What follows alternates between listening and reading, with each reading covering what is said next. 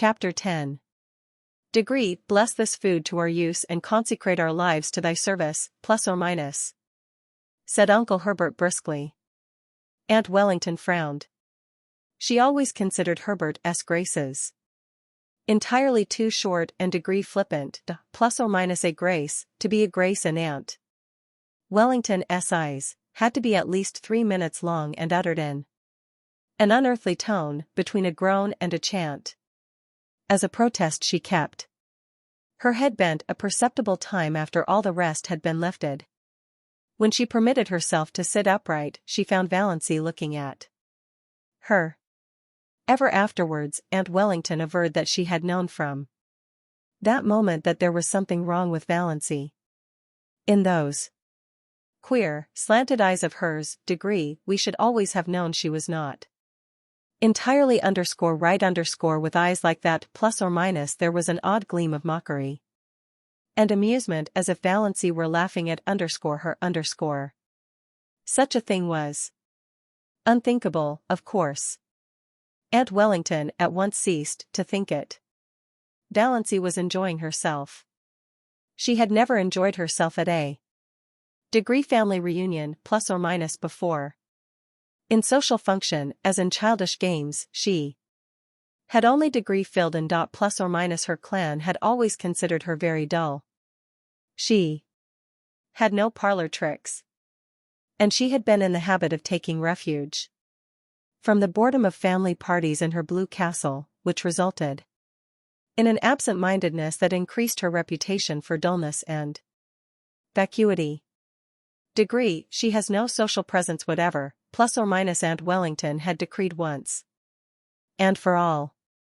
Nobody dreamed that Valancy was dumb in their presence, merely because she was afraid of them. Now she was no longer afraid of them. The shackles had been stricken off her soul. She was quite prepared to talk if occasion offered. Meanwhile, she was giving herself such freedom of thought as she had never dared to take before. She let herself go with a wild, inner exultation, as Uncle Herbert carved the turkey. Uncle Herbert gave Valancy a second look that day. Being a man, he didn't know what she had done to her hair, but he thought surprisedly that Doss was not such a bad-looking girl, after all, and he put an extra piece of white meat on her plate.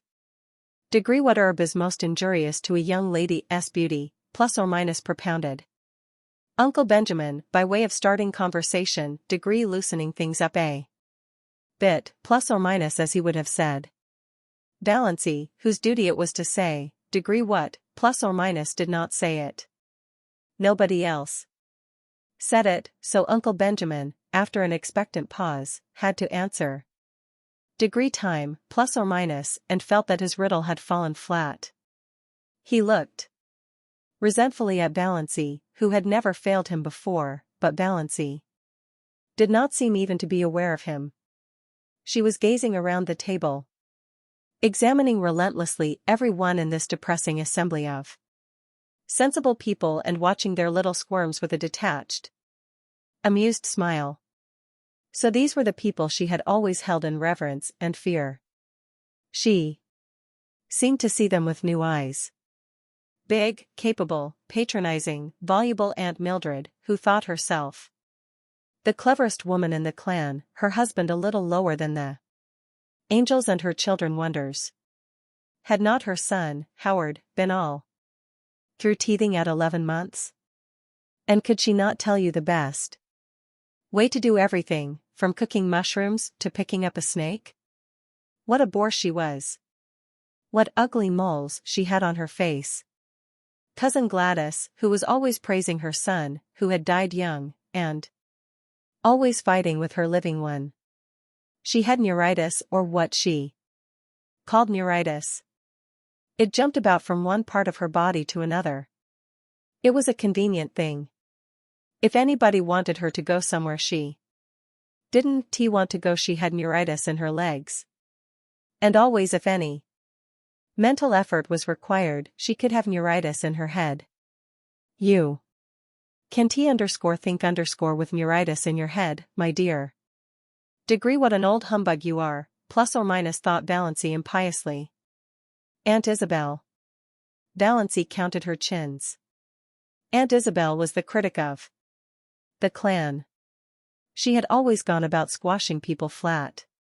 More members of it than Valancy were afraid of her. She had, it was conceded, a biting tongue. Degree, I wonder what would happen to your face if you ever smiled, plus or minus.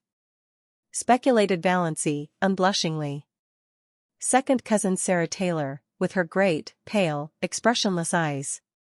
Who was noted for the variety of her pickle recipes and for nothing else. So afraid of saying something indiscreet that she never said anything worth listening to. So proper that she blushed when she saw the advertisement picture of a corset and had put a dress on her Venus de Milo statuette, which made it look degree real tasty. Plus or minus. Little cousin Georgiana. Not such a bad little soul.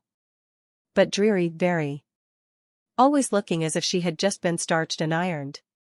Always afraid to let herself go.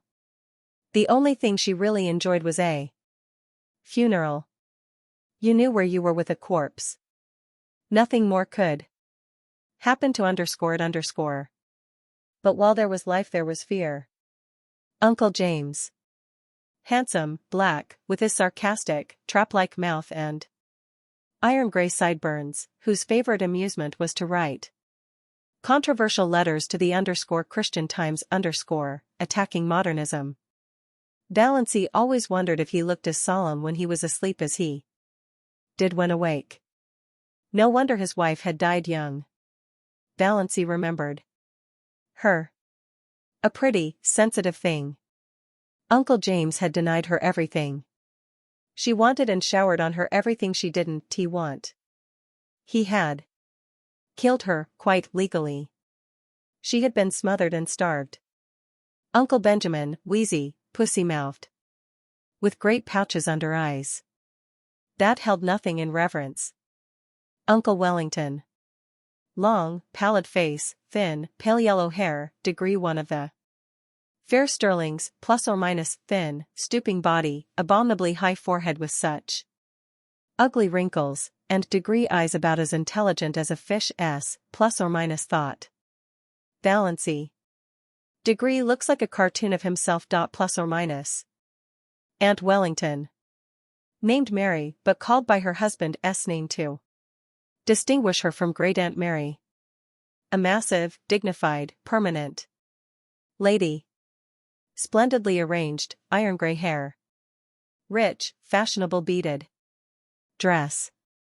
Had her moles removed by electrolysis, which Aunt Mildred thought was a wicked evasion of the purposes of God. Uncle Herbert, with his spiky gray hair. Aunt Alberta, who twisted her mouth so unpleasantly in talking and had a great reputation for unselfishness because she was always giving up a lot of things she didn't want. Valancy let them off easily in her judgment because she liked them even if they were in Milton's expressive phrase, degree stupidly good.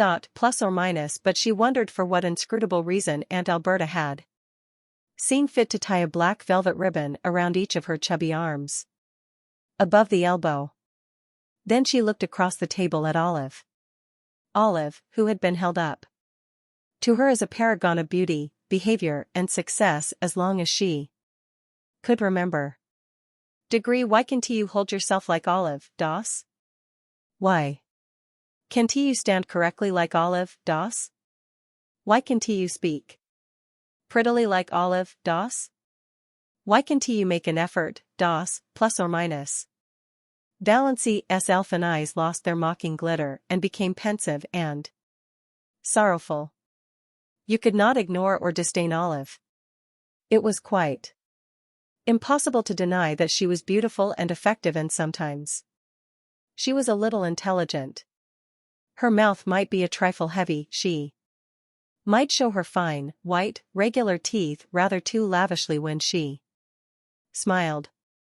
But when all was said and done, Olive justified Uncle Benjamin S. summing up, degree a stunning girl. Plus or minus yes, Valency agreed in her heart. Olive was stunning.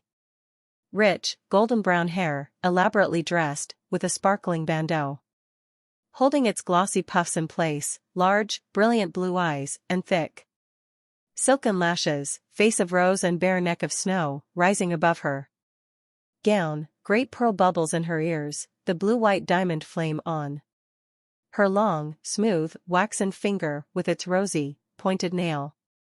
Arms of marble, gleaming through green chiffon and shadow lace. Valency felt suddenly thankful that her own scrawny arms were decently swathed in brown silk. Then she resumed her tabulation of Olive's charms. Tall, queenly, confident. Everything that Valency was not underscore. Dimples. 2, in cheeks and chin.